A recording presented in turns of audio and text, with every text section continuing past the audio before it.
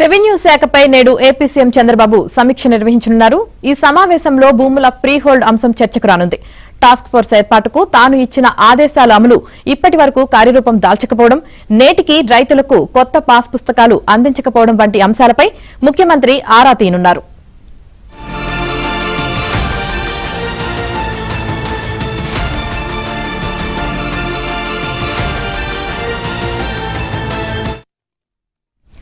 భూముల రీసర్వే పేరిట ఊరూరా నాడు జగన్ ప్రభుత్వం భూ వివాదాలు సృష్టించింది.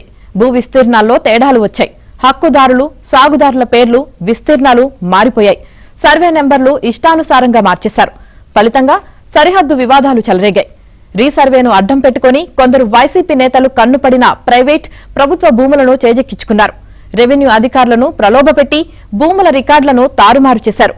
అధికారంలోకి వస్తే ప్రజల భూ సమస్యలను పరిష్కరిస్తామని నాడు కూటమి నేతలు హామీ ఇచ్చారు.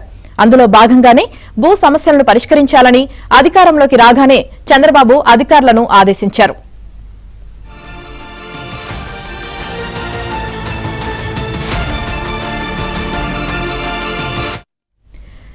సీఎం ఆదేశాల ప్రకారం రైతులకు మే నాటికే జగన్ బొమ్మలు లేని రాజముద్ర కలిగిన పాస్ పుస్తకాలు అందిస్తామని రెవెన్యూ శాఖ హామీ ఇచ్చింది.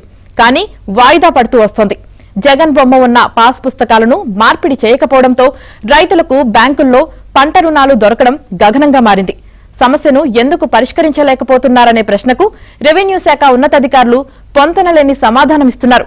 ఇవాళ జరిగే రివ్యూలో అన్ని విషయాలపై సీఎం ఆరా తీయనున్నారు.